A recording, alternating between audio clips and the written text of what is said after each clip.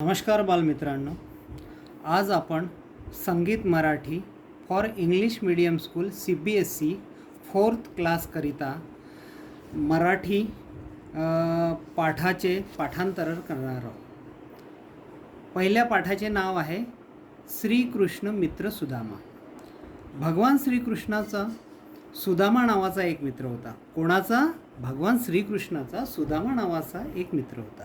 सुदामा गरीब ब्राह्मण होता. तो शांत स्वभावाचा असून गरिबीतही आनंदी राही.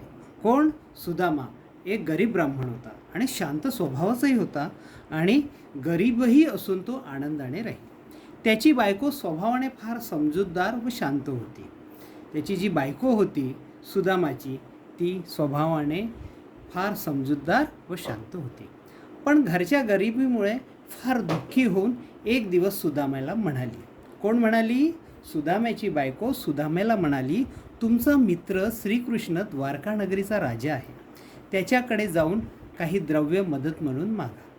सुदाम्याच्या बायकोनी म्हटले सुदाम्याला की तुमचा जो मित्र आहे तो श्रीकृष्ण द्वारका नगरीचा राजा आहे, त्याच्याकडून काही द्रव्य मदत म्हणून मागा. बायकोच्या आग्रहामुळे सुदामा श्रीकृष्णाला भेटायला जाण्यास निघाला.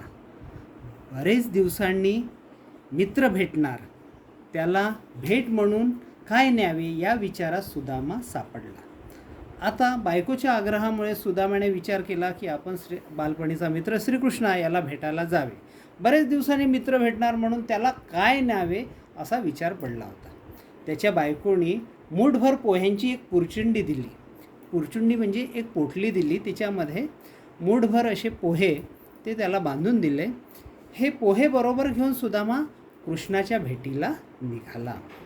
चालत चालत सुदामा द्वारका नगरीमध्ये पोहोचला. त्या काळामध्ये कुठलं साधन नसल्यामुळे बरेच लोक पायीच प्रवास करायचे, चालतच जायचे. तशाच पद्धतीने सुदामाने सुद्धा द्वारकेपर्यंतचा प्रवास चालत चालत केला. कृष्णाच्या राजवाड्यावर पोहोचला. पहारेकऱ्यांनी त्याला अडविले. ते म्हणाले आता आज जाऊ देईना. तेव्हा सुदामा पहारेकऱ्यांना सांगतो की आज जाऊन सांग श्रीकृष्णाला सुदामा आला आहे, एवढा फक्त निरोप पोचव. निरोप पोचताच श्रीकृष्ण धावतच बाहेर येईल. तिथे पोचल्या पहारेकऱ्यांनी राजवाड्याच्या बाहेर सुदाम्याला अडविले.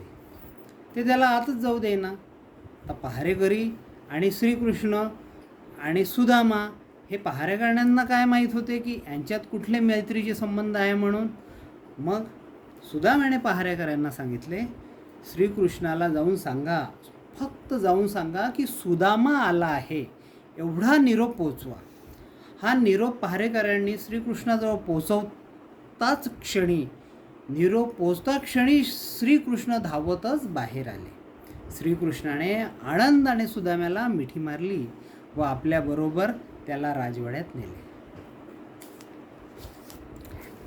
राजवाड्यात दोघांनी खूप गप्पा मारल्या. आता बरेच दिवसांनी आपला मित्र सुदामा आला आणि श्रीकृष्णाने त्याला राजवाड्यात घेऊन गेले आणि राजवाड्यात दोघांनी खूप गप्पा मारल्या. श्रीकृष्णाला म्हणाला, काय रे वहिनीने भेट काय म्हणून दिली आहे? पोह्याची पुरचुंडी सुदाम्याने कृष्णाच्या हाती देताच कृष्ण म्हणाला, वा रे, पोहे तर मला फारच आवडतात.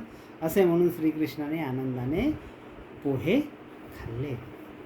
पोह्याची पुरचुंडी सुदाम्याने श्रीकृष्णाच्या हातात ठेवताच इतका आनंद झाला श्रीकृष्णाला आणि ते म्हणे हे तर माझ्या आवडीचे आहे आणि ते पोहे त्यांनी खूप आवडीने खाल्ले. नंतर श्रीकृष्णाने सुदाम्याला पंचपक्वानांचे जेवण दिले, फळे दिली, रात्री झोपण्याची सुंदर व्यवस्था करून दिली. सुदामा आनंदाने श्रीकृष्णाकडे राहिला. दुसऱ्या दिवशी उठल्यावर सुदामा परत आपल्या गावी जाण्यास निघाला.